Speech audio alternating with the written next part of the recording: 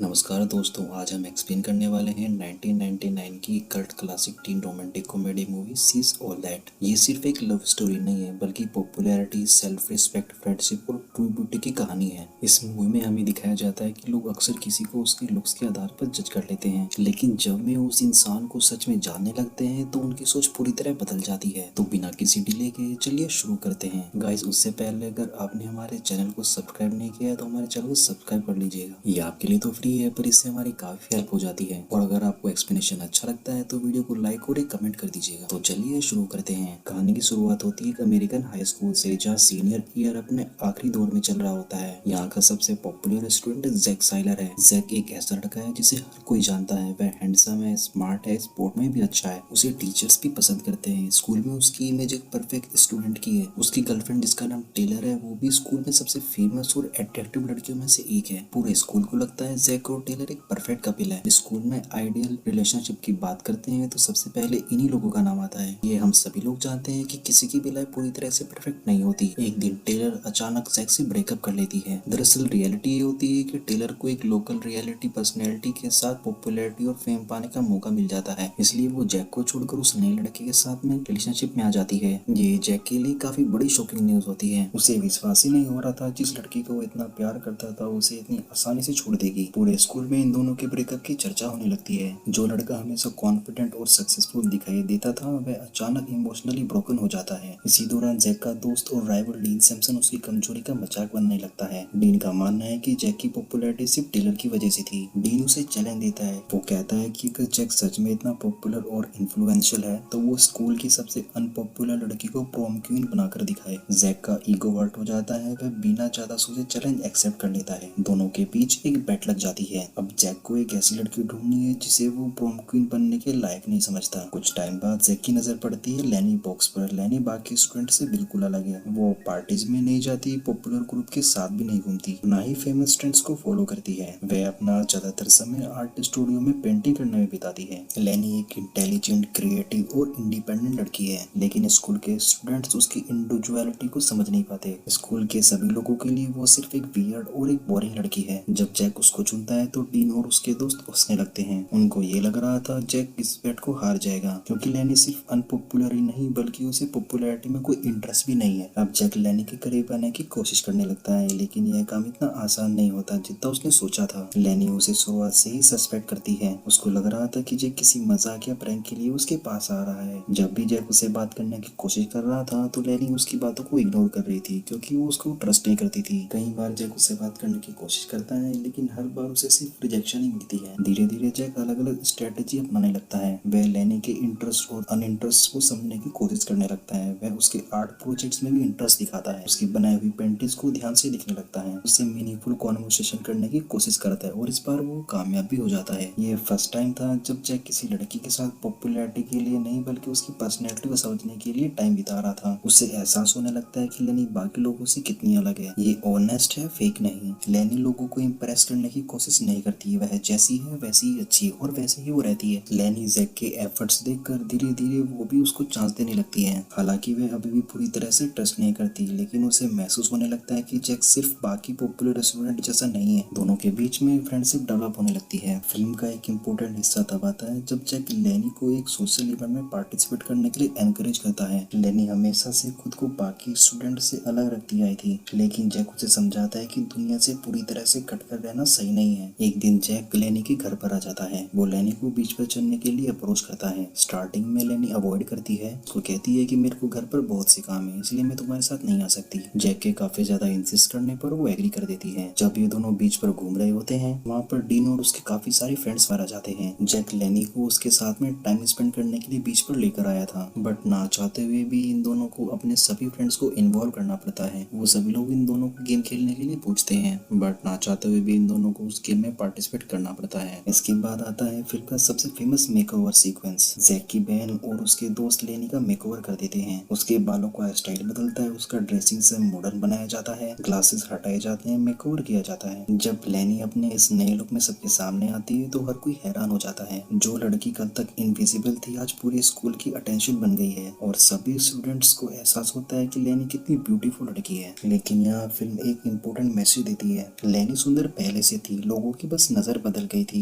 लेनी नहीं। अब स्कूल के सभी स्टूडेंट्स उसके साथ में फ्रेंडशिप करना चाहते हैं। लोग उसे पार्टीज में इनवाइट करने लगते हैं, उसे रिस्पेक्ट मिलने लगती है। इस दौरान जैक और लेनी का रिश्ता गहरा होता जाता है। वे साथ समय बिताते हैं, अपने ड्रीम्स और फियर्स शेयर करते हैं, एक दूसरे को समझने लगते हैं। धीरे धीरे जैक रियलाइज करता है कि वे सच में लेनी से प्यार करने लगा है। जो बेट उसने डीन के साथ में लगाई थी वो बेट नहीं रह गई है। उसकी फीलिंग्स जेन्युइन है। जैक पहली बार किसी लड़की की पॉपुलैरिटी या अपीयरेंस से नहीं बल्कि उसके कैरेक्टर से अट्रैक्ट हुआ है। दूसरी तरफ टेलर ये सब देख रही होती है, उसे जेलसी फील होने लगती है। जब जैक उसका बॉयफ्रेंड था तब उसने उसकी वैल्यू नहीं समझी, लेकिन जब जैक आगे बढ़ चुका है टेलर उसे वापस लाने की कोशिश करती है। वो उसे रिमाइंड कराती है कि वो दोनों स्कूल के पावर कपल थे, लेकिन जैक अब बदल चुका है। उसे समझ आ चुका है कि पॉपुलैरिटी और स्टेटस सब कुछ नहीं है। उधर लेनी पहली बार अपने कंफर्ट जोन से बाहर निकल रही होती है। वो लोगों के सामने खुलकर बोलने लगी है, उसका कॉन्फिडेंस बढ़ रहा है, वो खुद को एक्सेप्ट करना सीख रही है। लेकिन हर स्टोरी में एक डार्क मोमेंट आता है। यहाँ भी वही होता है। डीन और उसके दोस्तों के बीच हुई बैठ की बात धीरे धीरे बाहर आने लगती है। एंड में लेनी को सच्चाई का पता चल जाता है। उसे मालूम पड़ता है कि जैक ने शुरुआत में उससे फ्रेंडशिप सिर्फ बैट जीतने के लिए की थी। ये सुनकर लेनी का दिल टूट जाता है। उसके लिए ये सिर्फ झूठ नहीं था, यह बिट्रेयल था, क्योंकि उसने फर्स्ट टाइम किसी पर इतना ट्रस्ट किया था और वही इंसान उसके साथ में बैट खेल रहा था। लेनी को लगता है कि उसके साथ मजाक किया गया है। वो जैक से पूरी तरह से दूर हो जाती है, उसकी कॉल्स इग्नोर करती है, उससे बात करने से मना कर देती है। जैक उसे समझाने की कोशिश करता है, बताता है कि शुरुआत में बैट थी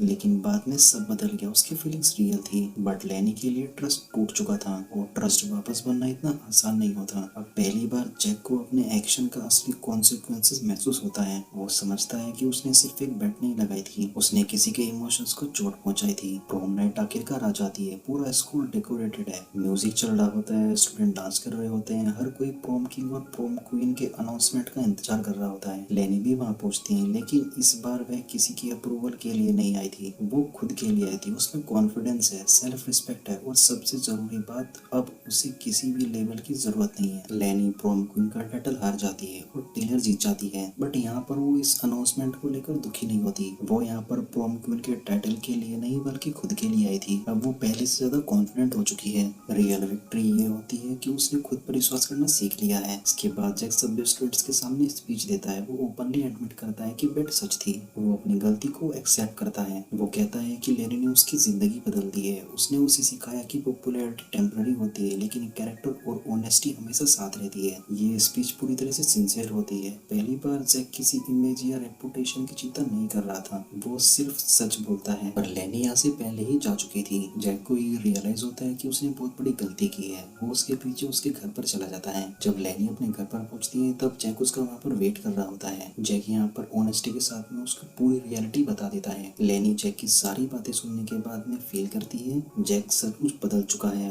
वो अब एरोगेंट पॉपुलर गाय नहीं रहा, वो एक बेटर पर्सन बन चुका है। एंड में लेनी उसे माफ कर देती है। दोनों फिर से एक दूसरे के करीब आ जाते हैं। उनका रिलेशनशिप एक नए और मजबूत फाउंडेशन पर शुरू होता है। इसी नोट के साथ में ये मूवी यहीं पर एंड हो जाती है। ये मूवी हमें बताती है ब्यूटी सिर्फ अपीयरेंस से नहीं होती, पॉपुलैरिटी हमेशा टेम्पररी होती है, रियल लव पर्सनैलिटी से होता है, सेल्फ कॉन्फिडेंस सबसे बड़ी स्ट्रेंथ होती है और ट्रस्ट की वैल्यू सबसे ज्यादा होती है। कभी कभी एक इंसान आपकी पूरी जिंदगी बदल सकता है। गाइस अगर आपको हमारा एक्सप्लेनेशन पसंद आया तो चैनल को सब्सक्राइब कर दीजिएगा और वीडियो को लाइक और कमेंट करना मत भूलिएगा।